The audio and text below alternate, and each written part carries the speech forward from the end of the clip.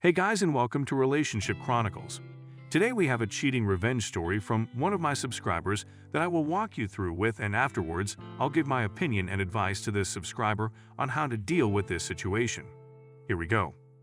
My wife has left me for another man, and I was directed here to start the process. Day 11/22/20. Spaced out the wall of text to make this easier for you all to read. Me and my wife had known each other since November of 2013 and started dating immediately. At the time of typing this, I'm 28 and she's 24.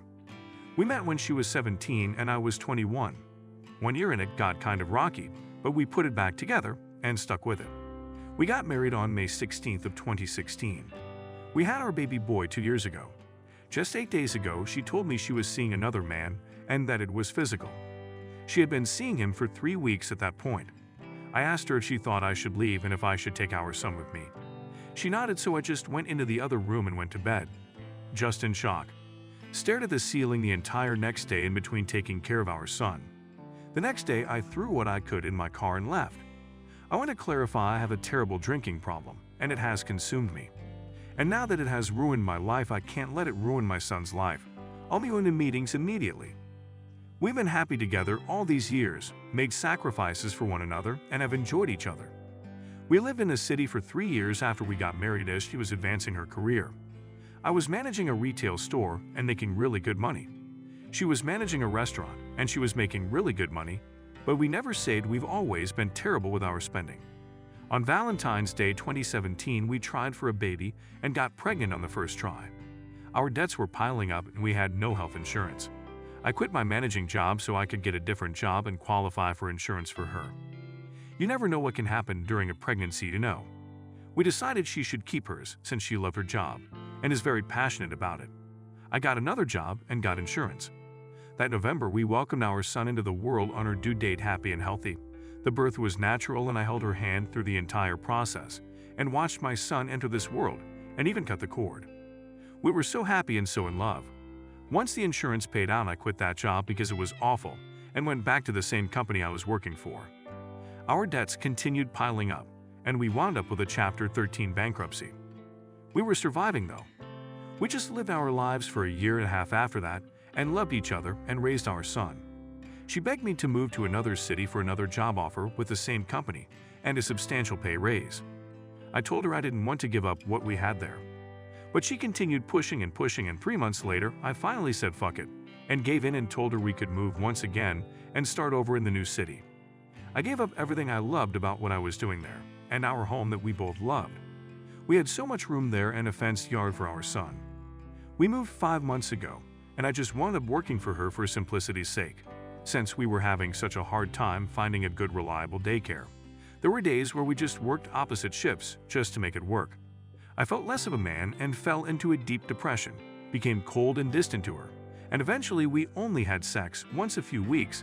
I stopped taking the time to look her in the eyes, hugging her, kissing her, touching her. We became almost like roommates with a kid. We never talked about it though. She ignored me too, but I know she could see the sadness in my eyes. But she just seemed so happy with what she was doing, and I couldn't just walk away from that or tell her we needed to go somewhere else. Our apartment was abysmally small, like tiny. We had nowhere to enjoy each other's company like we used to. Nowhere for our son just to play and run and laugh. So cramped.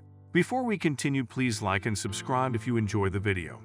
I should have done something. Gone to a counselor. Tried to find a job I loved, but I just rotted there, drowning myself in the bottle every day. I did all the housework, the laundry, dishes, meals, and taking care of our son. I was a drone just grinding through the days. She said she felt dead inside when she told me my D-Day. She felt nothing and just had to go and feel again, feel anything. I died a little inside that day.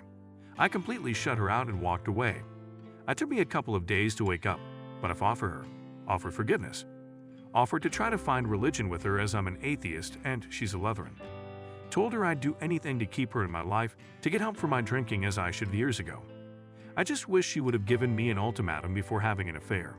She's already walked away though. My heart and soul are so broke right now, and I'm having a hard time holding it together, and I just want to drink so fucking bad.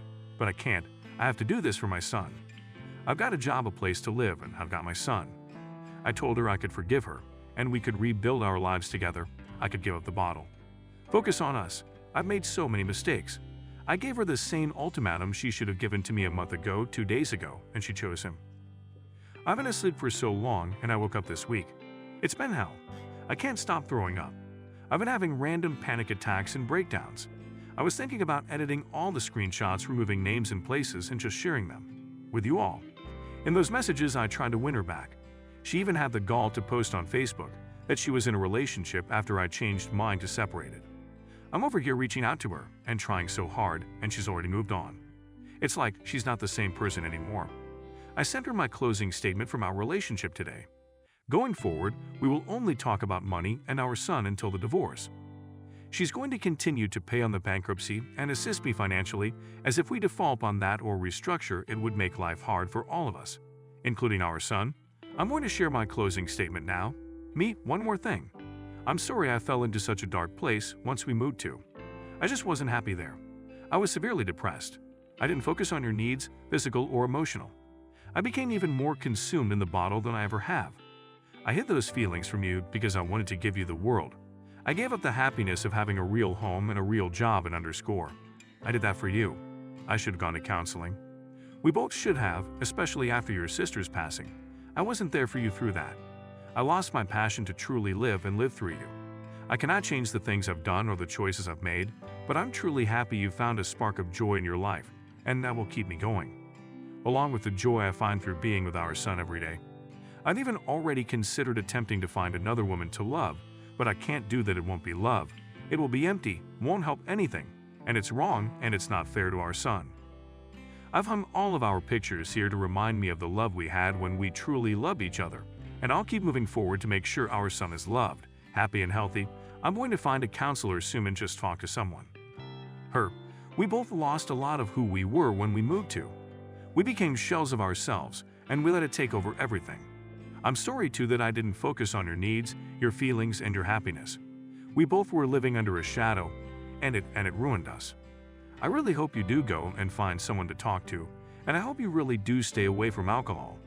Our son is everything. I miss him so much you have no idea. I'm so glad that he has you. I know he's in the best hands possible. Me, but I also want you to never forget there is no justifying the choices you made either. And you can hate me for that, and that's okay too. I want you to always remember that you gave up on us and your son. We did make a vow, and you broke that vow. I'm dropping it now. Have a good life.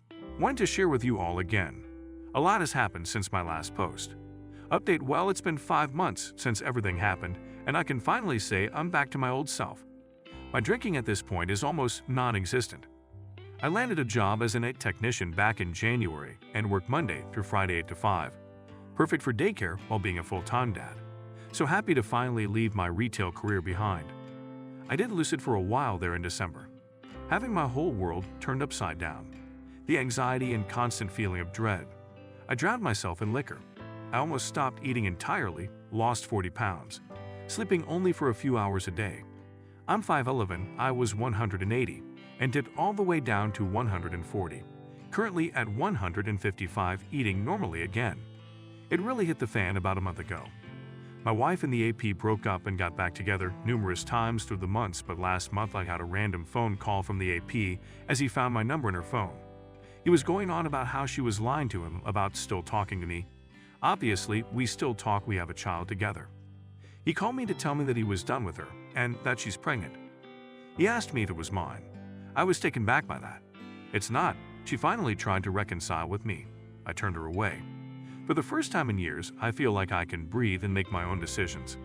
It was my wake-up call to finally get the ball rolling and hire a lawyer. They got back together a few days after that too. The whole situation is just obscene to me. She's only reached out to see our son twice in this entire time frame, so I shouldn't have any issues getting primary custody. Finally filing for divorce this week. I just wanted to say it does get better. I was blind to just how manipulative and controlling she was, and now that I've been on my own for 5 months, nothing but good things have come my way. I do still get lonely sometimes, but my son keeps my mind off of things and certainly keeps me busy. It's just a good feeling knowing I don't need her. I don't think I ever did in the first place. I became codependent to a toxic person. The best thing I ever did was finally let her go. Let's move on to my thoughts and advice for the person that is dealing with this problem. Your story is a powerful testament to resilience and self-improvement. After your wife left, you faced a challenging journey, especially with your drinking problem. The move to a new city strained your relationship, and depression deepened the divide between you. Despite the heartbreak, you prioritized your son's well-being, sought help, and made significant life changes. Your recovery, new job, and focus on fatherhood reflect immense personal growth. It's clear that letting go of a toxic relationship, while painful, has allowed you to rediscover your strength and independence. Keep moving forward, brighter days are ahead. I wish you the best of luck moving forward. Thank you all for taking the time to listen to today's stories. If you enjoyed listening, please feel free to like and subscribe if you haven't already. Also comment below with your thoughts on what happened. Take care.